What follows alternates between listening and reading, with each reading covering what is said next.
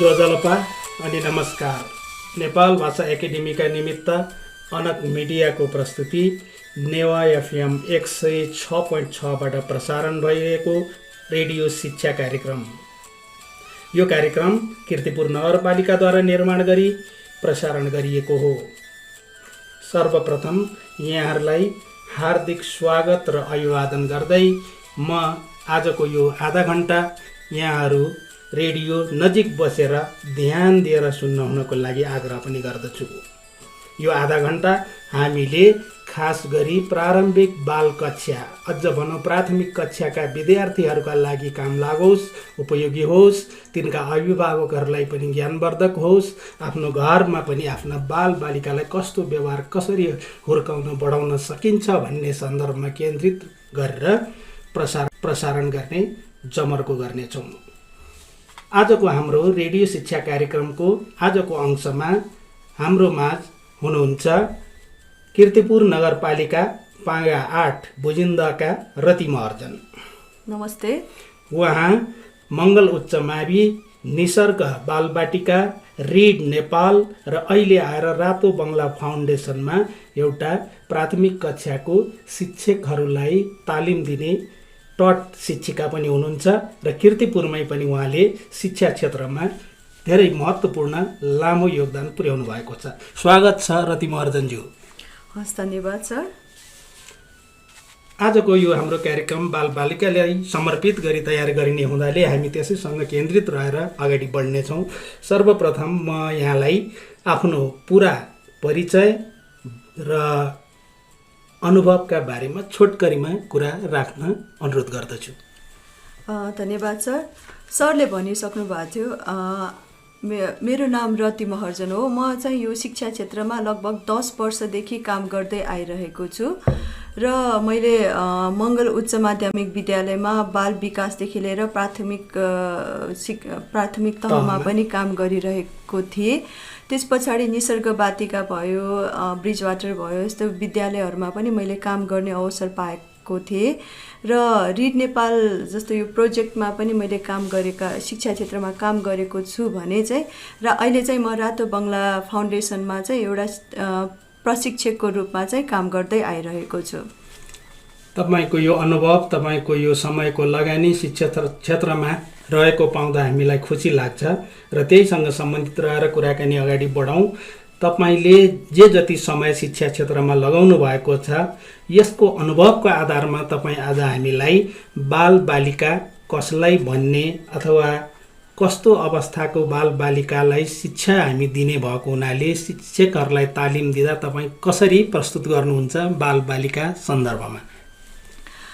बालबालिका भन्नाले अब यो हाम्रो नेपालको सन्दर्भमा जन्मदेखि अथवा 0 वर्षदेखि चाहिँ 16 वर्ष मुनिको उमेरको व्यक्तिहरूलाई चाहिँ बालबालिका भनेर चाहिँ परिभाषित गरेको छ र त्यसमा पनि विभिन्न चरणहरू छ। पूर्व प्राथमिक, नवजात, पूर्व प्राथमिक, बालबालिका, शैशव अवस्था, यस्तो विभिन्न चरणहरू छ। त्यसमध्येकै अब मैले धेरै काम गरेको भनेको यो बाल विकासको पार्टमा भएकोले चाहिँ बाल विकासको उमेर भनेको चाहिँ अब 0 देखि 6 वर्षको बालसम्मको बालबालिकाहरूलाई चाहिँ यो बाल विकासको उमेर भनिन्छ अथवा अर्ली चाइल्डहुड भनिन्छ र यो उमेर चाहिँ एकदमै महत्त्वपूर्ण उमेर हो र हाम्रो अभिभावक र शिक्षकहरूले चाहिँ यो उमेरलाई एकदमै याद गर्नुपर्छ र बुझ्नुपर्छ। किनभने यो उमेरमा चाहिँ बालबालिकाहरूको धेरै विकास, मानसिकदेखि लिएर शारीरिक, संवेगात्मक, यी विभिन्न चरणहरूमा चाहिँ धेरै विकास हुने भएकोले यसलाई चाहिँ एकदमै बुझ्न र याद गर्न जरुरी छ। पक्कै पनि बालबालिका कलिला माटो हुन्, काँचो माटो हुन्, यसलाई हामीले निश्चित आकार दिनको लागि हजुरले भन्नुभयो जस्तै घरका बुवा आमा शिक्षिका पनि हुन्, त्यहीँबाट प्रारम्भ गरिनुपर्छ र विद्यालयमा आइसकेपछि अझै जिम्मेवारी बढ्छ। हजुर, तपाईँले भन्नुभयो बालबालिकाका विकासका कुराहरू गर्नुभयो, बाल विकासका पक्षहरू चरणहरू छन्, केही नाम आइसकेको छ। बाल विकासका चरणहरू भनेर हामी अर्ली चाइल्डहुड डेभलपमेन्टका स्टेजेसको कुरा गर्नुपर्दा कुन कुन चरणको हामी नाम छुटाउनै हुन्न, अर्थात् ध्यान दिनुपर्छ अभिभावकले पनि र शिक्षिकाहरूले पनि?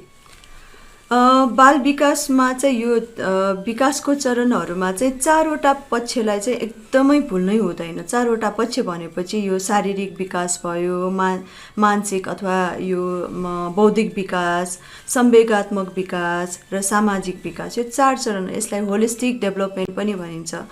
यो चाहिँ एकअर्कामा चाहिँ इन्टरकनेक्टेड भन्नाले एकअर्कामा अन्तर सम्बन्धित पनि छ। एउटासँग सम्बन्धित अर्को भएकोले यसलाई एकदमै याद गर्न जरुरी छ र हरेक शिक्षक र अभिभावकले चाहिँ यसको चाहिँ ग्रोथ प्याटर्न, यसको विकासको चरणहरूलाई चाहिँ एकदमै याद गर्नुपर्छ। जस्तो बाल विकासको उमेरमा अथवा 4 देखि यो 6 वर्षको उमेरमा चाहिँ शारीरिक विकासलाई बच्चाहरूको बालबालिकाहरूको शारीरिक विकासलाई हेर्ने हो भने यो उमेरको बालबालिकाहरू चाहिँ एकदमै चल्ने, कुद्ने, दौडने, उफ्रने हुन्छ अनि उनीहरू एकै ठाउँमा टिकेर बस्नै सक्दैन। उनीहरू चाहिँ एउटा कुरालाई लिएर घन्टौँसम्म बस्नै सक्दैन। यो कुरालाई चाहिँ हामीले बुझ्नुपर्छ किनभने उनीहरूको यो शारीरिक विकासमै भएको कुराहरू हो हैन। त्यसै गरी अब यो चाहिँ उनीहरूको शारीरिक विकासमा पनि 2वटा कुरा छ। एउटा ठुलो मांसपेशीको कुरा र अर्को चाहिँ सानो मांसपेशीको विकास। अब ठुलो मांसपेशीको कुरा त्यही अघि मैले भने जस्तै उफ्रने, दौडने, कुद्ने भयो भने चाहिँ अब सानो मांसपेशीको यो उमेरको बालबालिकाहरूमा चाहिँ सानो मांसपेशीको विकास चाहिँ त्यति राम्रोसँग भइसकेको हुँदैन।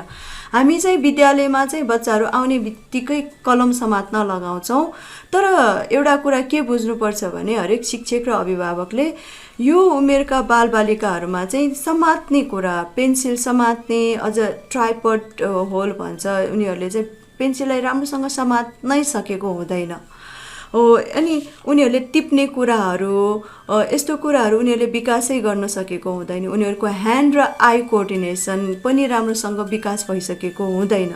सो अब यस्तो कुरामा चाहिँ सुरुमा हामीले विकास गराउँदै लैजानुपर्छ। सुरुमा चाहिँ कलम समात्न लगाउने भन्दा कलम समात्न लगाउनको लागि चाहिँ गर्ने क्रियाकलापहरू गरेर मात्रै हामीले कलम समात्न लगाउने कामहरू गर्नुपर्छ। यो भयो शारीरिक विकासको कुरा। अब सामाजिक विकासमा कुरा गर्ने हो भने यो उमेरको बालबालिकाहरू चाहिँ साथीसँग खेल्न मन पराउन थाल्छन्। सुरुमा यो बालबालिकाहरू चाहिँ इगोसेन्ट्रिक हुन्छ, सबै कुरा आफ्नो हो अनि मै सबैभन्दा ठुलो हो, मेरो कुरा सबैले सुन्नुपर्छ, अरूको कुराहरू नबुझ्ने अनि त्यस्तो खालको हुन्छ। र अब सुरुमा उनीहरू साथीसँग खेल्न पनि रुचाउँदैन र बिस्तारै बिस्तारै साथीसँग खेल्दै जान्छ, साथी मन पराउन थाल्छ, अरूसँग मिलेर खेल्ने कुराहरू सिक्दै जान्छ, आफ्नो कुराहरू सेयर गर्नुपर्छ, अरूको भावनालाई बुझ्नुपर्छ भन्ने कुराहरू साथीसँग खेल्दै सिक्छन् यो उमेरमा आएपछि।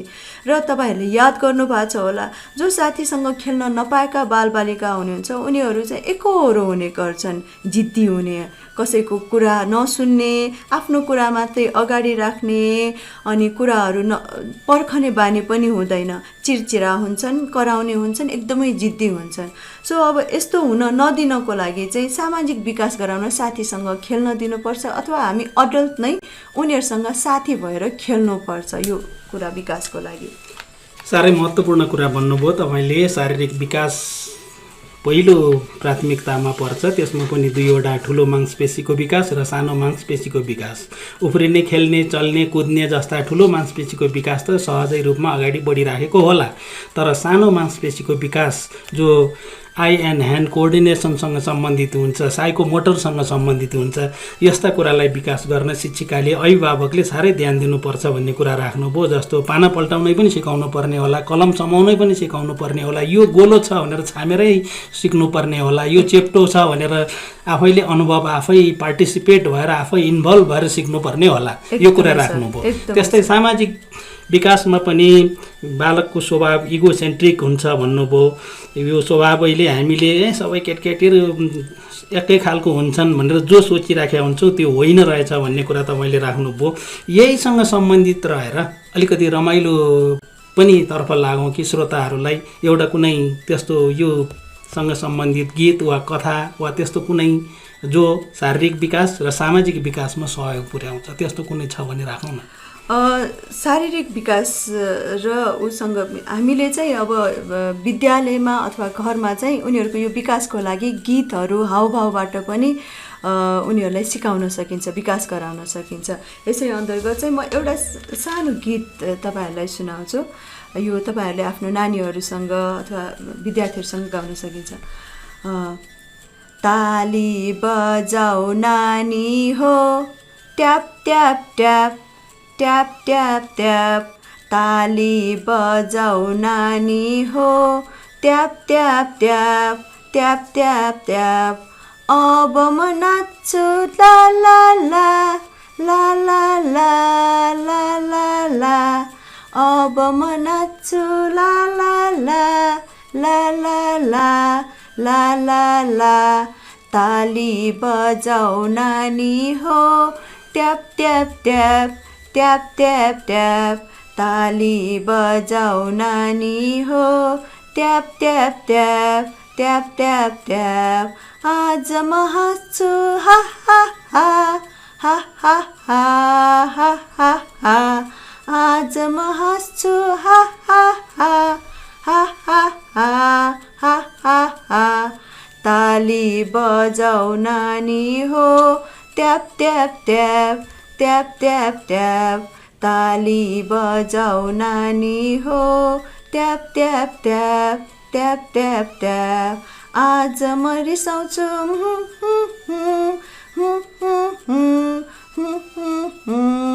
आज म रिसाउँछु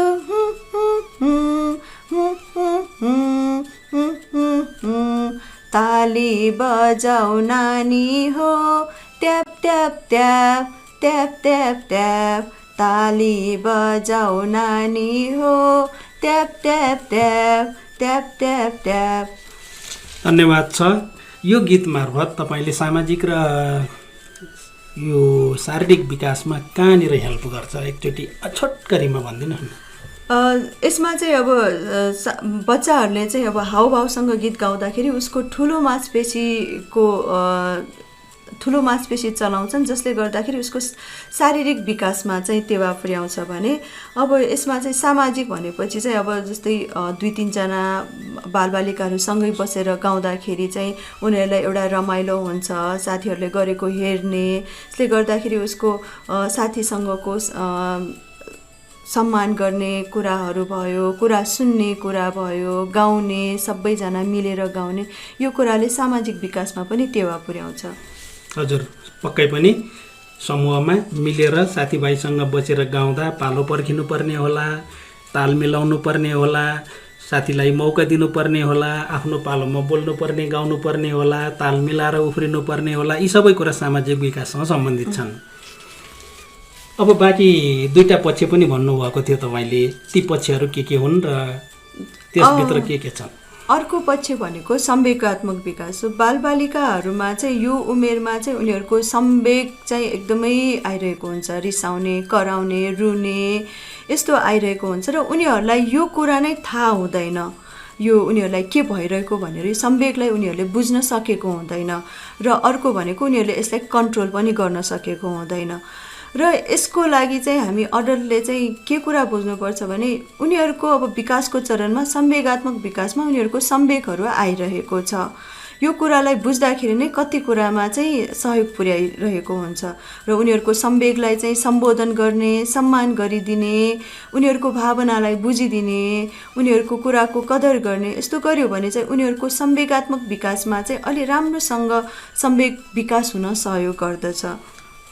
र अर्को एउटा पछि हाम्रो पार्ट भनेको चाहिँ बौद्धिक विकास। धेरै जसो हामीले याद गरिरहेको हुन्छ, बच्चाले चाहिँ यति सिक्नुपर्छ, यति सिके राम्रो हुन्छ भन्छौँ हामी, चाहिँ यो 3वटा पार्टलाई चाहिँ बिर्सेर चाहिँ यो बौद्धिक विकासमा गएको हुन्छ।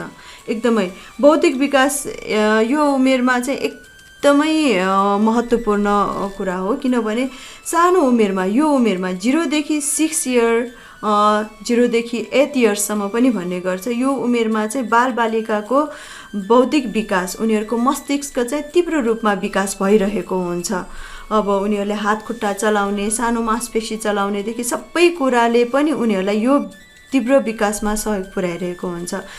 भनिन्छ धेरै यो न्युरोलोजिस्टहरूले पनि भन्ने गरेको छ यो उमेरमा चाहिँ उनीहरूको न्युरोनको कनेक्सन यति नै चाँडो चल्ने, कनेक्सन चाँडो हुने, छिटो चल्ने गर्छ, जसले गर्दाखेरि उनीहरूको बौद्धिक विकास एकदमै भइरहेको हुन्छ।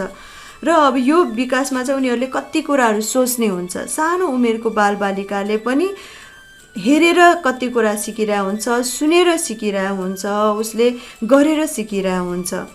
अब अलि ठुलो भइसकेपछि चाहिँ उसले प्रश्नहरू गर्न थाल्छन् आफ्नो सिकेको अनुसार, किन भयो, कसरी भयो भनेको यो सबै बौद्धिक विकासमा पर्ने कुराहरू भयो।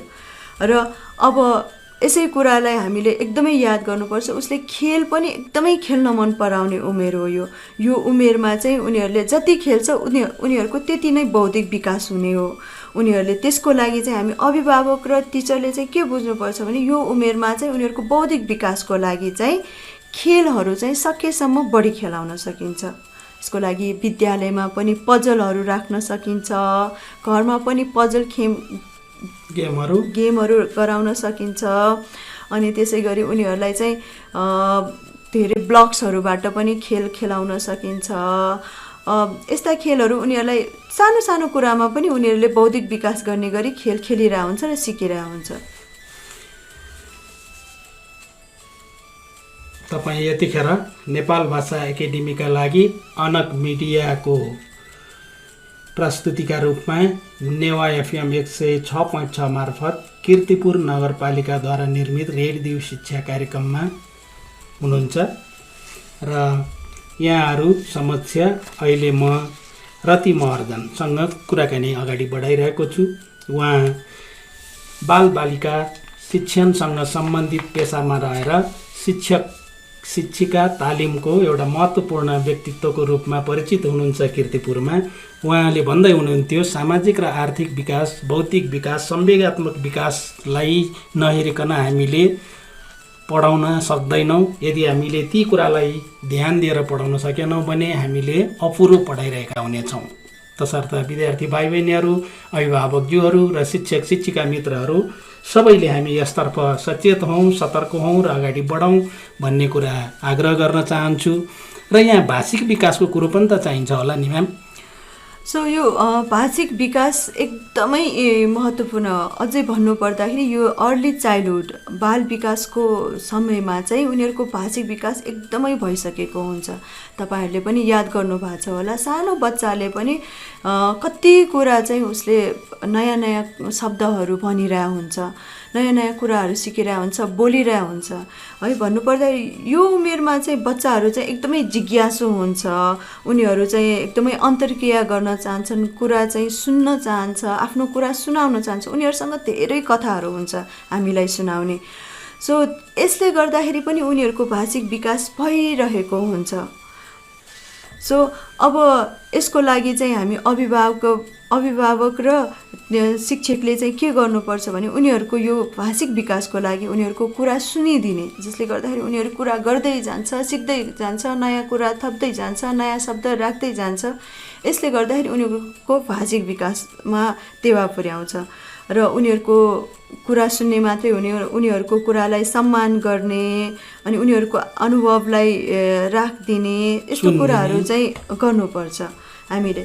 र अर्को कुरा भनेको यति मात्रै गरेर हुँदैन कि हामीले उनीहरूलाई चाहिँ कति कुराहरूमा चाहिँ उनीहरूलाई विकल्प राख्न दिने हुनुपर्छ, जसले बौद्धिक सँगसँगै यो भाषिक विकासमा पनि अन्टर रिलेटेड हुन्छ र उनीहरूलाई कुनै कुरामा निर्णयमा सहभागी गराउने, निर्णय गर्न लगाउने यो कामहरू पनि हामीले छुट्याउनै हुँदैन है। अब विद्यालयमा चाहिँ हाम्रो चाहिँ पढेर सुनाउने भन्ने कुरा चाहिँ अलिकति कमै छ र यो पढेर सुनाउने कुरा चाहिँ एकदमै याद गर्नुपर्छ हरेक शिक्षक र अभिभावकले। बालबालिकाले पढेर सुनाउँदाखेरि उसले धेरै कुरामा चाहिँ सहयोग गर्छ, उसले धेरै कुरा सिक्छन् भन्नाले तपाईँले भाषिक विकासका लागि सुनाउनखेरि के गर्न सकिन्छ त्यस्तो कुनै कथा तपाईँले भन्न खोज्दै हुनुहुन्छ? हजुर सर, हामी अभिभावक अथवा शिक्षकले चाहिँ बाल विकासको लागि चाहिँ उनीहरूको भाषिक विकासको लागि चाहिँ सक्नुहुन्छ भने कथा उनीहरूलाई दिनको 2-3 चोटि कथा पढेर सुनाउनुहोस् उनीहरूसँगै बसेर। यदि सक्नुहुन्न भने दिनको एउटा अथवा 2 दिनको एउटा कथा पढेर सुनाउन सक्नुहुन्छ। बालबालिकाहरूलाई चाहिँ आफूभन्दा ठुलो व्यक्तिहरूले, शिक्षकहरूले, अभिभावकहरूले पढेर सुनाएको कथाहरू सुन्न साह्रै रमाउँछन्। त्यही भएर उनीहरूसँगै बसेर कथा सुनायो भने उनीहरूको भाषिक विकास एकदमै राम्रोसँग हुन्छन्। म एउटा तपाईहरूलाई एउटा यस्तै कथा सुनाउन गइरहेको छु। बालबालिकालाई मिल्ने कथा हो यो, खरायो र कछुवा। यो कथालाई लेख्नु भएको छ मिदेश महर्जन र चित्र कोर्नु भएको छ अनिसा राई। कथा यस्तो छ। विद्यार्थीहरू कथा सुन्न मिसको वरिपरि बसेका थिए। कथाको शीर्षक खरायो र कछुवा थियो। मिसले विद्यार्थीहरूलाई किताबको गाथा देखाउँदै भन्नुभयो, आज म तिमीहरूलाई खरायो र कछुवाको कथा सुनाउँछु। विद्यार्थीहरू कराए, नाइ यो कथा नसुन्ने, यो त हामीले धेरैचोटि सुनिसक्यौँ। मिसले कथाको किताब विद्यार्थीहरूतिर देखाउँदै भन्नुभयो, सुनेर त हेर, म रमाइलोसँग पढेर सुनाउँछु नि। मिसले कथा पढ्न थाल्नुभयो। एका देशमा एउटा घमण्डी खरायो र एउटा मेहनती कछुवा थिए। सुधाले छक्क पर्दै भने, मिस किताबका पानामा त के पनि छैन। मिस पानामा त खरायो नै छैन, रतनले थप्यो। कछुवा पनि छैन, दिपाले भनी। के भन्छौ तिमीहरू? भन्दै मिसले हतार हतार किताबका पानाहरू पल्टाउनु भयो। साँच्चै किताबमा खरायो नै थिएन, कछुवा पनि थिएन। कसरी हुन्छ? अघि भर्खर त मैले पढेकी थिएँ, भन्दै मिस छक्क पर्नुभयो। मिस झ्यालबाट बाहिर हेर्नुहोस् न, पासाङले अचम्म मान्दै बगैँचामा देखायो। नभन्दै किताबका खरायो र कछुवा त बगैँचामा पो पुगेको रहेछ। खरायो सकेसम्म बल लगाएर बारीको गाजर उखेल्न खोज्दै थियो। कछुवा चाहिँ अझ तान, अलि बेसरी भन्दै उसलाई उचाल्दै थियो। मेरो पुच्छर समातेर तान न, खरायो करायो।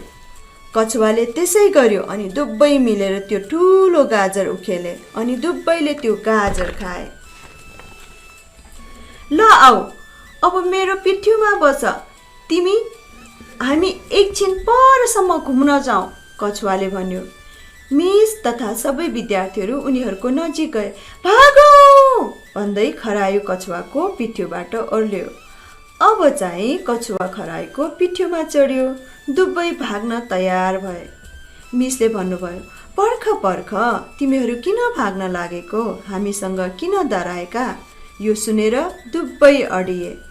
हामी तपाईँहरूको हातमा भएको किताबबाट निस्केर भागेका हौँ, कछुवाले सानो स्वरमा भन्यो। सधैँ कथामा दौडदा दौडदा हामी धेरै थाकिसक्यौँ, खरायोले दिक्क मान्दै भन्यो।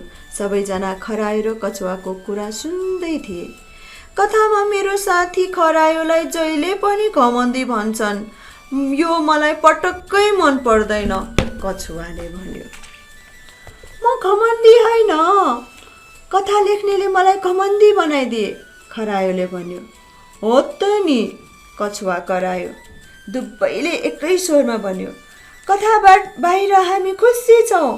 टाढा जानु पर्दा मैले उसलाई आफ्नो पिठ्युमा चढाउँछु, त्यसपछि म दौडन्छु, खरायोले भन्यो। बजार जाँदा म उसलाई आफ्नो पिठ्युमा चढाएर बिस्तारै हिँड्छु, कछुवाले थप्यो। हामी दुबै मिल्ने साथी हौ, उनीहरूले भने। मिसले सोध्नुभयो, कवितामा कहिले फर्कन्छौ त?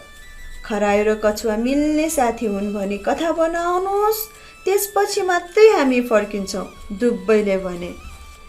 खरायो र कछुवालाई बगैँचामा छाडेर सबैजना कक्षा कोठामा फर्के र मिस र विद्यार्थी मिलेर खरायो र कछुवाको नयाँ कथा बनाउन थाले। कथा सकियो। धन्यवाद छ। निकै जिज्ञासा बढाउने खालको कथा रहेछ यो। यसरी कथा सुनाउन थाल्यौँ भने हामीले विद्यार्थीको भाषिक विकास गर्न सक्छौँ भन्ने कुरा आयो। मैले यहाँ अब समय पनि धेरै नभइसकेको अवस्था रहेको हुनाले अघि तपाईँले विद्यार्थीहरू बालबालिकाहरू साह्रै जिज्ञासु हुन्छन् भन्यौँ। मैले त्यसैमा अलिकति चर्चा गर्न खोजेको, बालबालिकाको दिमागमा धेरै प्रश्न हुन्छन्, जससँग प्रश्न धेरै छ उसले बढी सिक्दो रहेछ केटकेटीमा प्रशस्ति प्रश्न हुन्छन्, त्यो प्रश्नको हामीले समाधान जवाफ दिँदा गलत कुरो दिनु भएन, मिथ्या कुरा दिनु भएन। त्यस्तै गरी अहिलेको यो जुन समय छ नि, तपाईँले भन्नुभयो अभिभावकले पनि कथा सुनाइरहनु बस्नुपर्छ, अन्तर्क्रिया गर्नुपर्छ, विद्यार्थीको कुरो सुन्नुपर्छ, आफ्ना कुरा सुनाउनुपर्छ भन्नुभयो। तर अहिले हाम्रो अभिभावकहरूको ट्रेन्ड चाहिँ के छ भन्दा पहिलो दिन स्कुल पठाउँदा नै भरे 4 बजे फर्किँदा बेसरी गीत कथा भन्न बोल्न पढ्न सक्ने भएर आउन् भन्ने चाहना राखेर देख्छौँ नि हामी एकातिर भने। अर्कोतिर अभिभावकहरूले अहिले बालबच्चालाई समय दिन नसकिरहेको, सामाजिक सञ्जालमा बाबुआमाहरू अल्मलिरहेको भन्ने पनि धेरै छ। यसले गर्दा विद्यार्थीको यो यी 4 कुराको विकासमा र पढाइमा विकास हुन कतिको कठिन होला जस्तो लाग्छ? हाम्रो चाहिँ पहिलादेखिको यो परम्परा नै के छ भने चाहिँ हामीले जसरी पढेको छ बालबालिकाहरूले पनि त्यसरी नै पढ्नुपर्छ, अथवा स्कुलको पहिलो पाइलामै उनीहरूले क ख ग घ एबिसिडी लेख्नुपर्छ भन्ने जुन धारणा छ। अब यो धारणा पनि गलत होइन, किनभने हाम्रो अभिभावक हामीलाई यो बाल विकासका यो चरणहरू, बाल विकासको 4 पक्षहरूको विकासको बारेमा हामीलाई कतिसम्म ज्ञान छ त्यसमा पनि हामी कुरा गर्छौँ। यस्तो हामीलाई यदि ज्ञान छैन भने चाहिँ हामी पहिला हाम्रो परम्परा अनुसार नै जान्छौँ, जसले बच्चा बालिकाहरू विद्यालय जाने बित्तिकै क ख ग घ एबिसिडी लेखोस् भन्छौँ। तर जब यी 4 पक्षहरूलाई बुझ्छौँ त्यस बेला चाहिँ बालबालिकाले बल फ्याँक्न सकेको, समात्न सकेको पनि उनीहरूको सिकाइ भनेर बुझ्न सकिन्छ। उसले चाहिँ आफ्नो टाँकको बटनहरू लाग्न सक्यो, आफ्नो जुत्ताको टुनाहरू बाँध्न सक्यो भने त्यो पनि सिकाइ भनेर बुझ्न सकिन्छ। र यो 4 चरणलाई बुझ्न सकेन भने चाहिँ हामी त्यही उनीहरूले क ख ग घ एबिसिडी पढ्नेमा मात्रै जोड गर्न सक्छौँ। सो यो कुरालाई एकदमै हामीले बुझ्न जरुरी छ। र अभिभावक र शिक्षकले चाहिँ यो हाम्रो भर्खर कुरा भएको 4 पक्षहरूलाई चाहिँ बुझ्यो भने चाहिँ 20% 40% जति कुरा त बालबालिकालाई बुझ्ने र बुझाउनलाई पनि उनीहरूलाई टेवा पुर्याउँछ। अनि यो सामाजिक सञ्जालमा बाबुआमा अल्मलिएर सिकाउन नसक्ने भन्ने कुरो कतिको यो पाउनु भएको छ? मानौँ बुवाआमाहरू बच्चालाई ध्यान नदिकन फेसबुक चलाएर बस्ने, अनि बच्चाले मलाई वास्तै गरेन भन्ने सोच्ने प्रवृत्ति बढिरहेको छ नि, यो ठिक हो? सो अहिलेको यो काम भनेको टेक्नोलोजीको काम हो। टेक्नोलोजीमा अब धेरै कुरा हुन्छ। अहिले फेसबुकहरू, सामाजिक मिडियाहरू धेरै प्रयोगमा आइरहेको छ र हाम्रो अभिभावकहरू त्यसैमा अड्किरहेको कारणले चाहिँ उनीहरूले त्यो बालबालिकालाई बुझ्न समेत दिइरहेको छैन र बालबालिकालाई कसरी सिकाउनुपर्छ आफूले सामाजिक सञ्जालमा हेऱ्यो चलायो भने चाहिँ बालबालिकाले पनि त्यही कुरा सिक्छ भन्ने कुरा चाहिँ बिर्सदै रहनु भएको छ र यो कुरा एकदमै याद गर्नुपर्छ। बालबालिकाले सानो उमेरदेखि चाहिँ यो मोबाइल यो स्क्रिनहरू चाहिँ देखायो भने चाहिँ उनीहरूको मस्तिष्कमा चाहिँ एकदमै एउटा नराम्रो असर पार्छ। यो कुरा चाहिँ अभिभावकहरूले बुझ्नुपर्छ। धन्यवाद छ।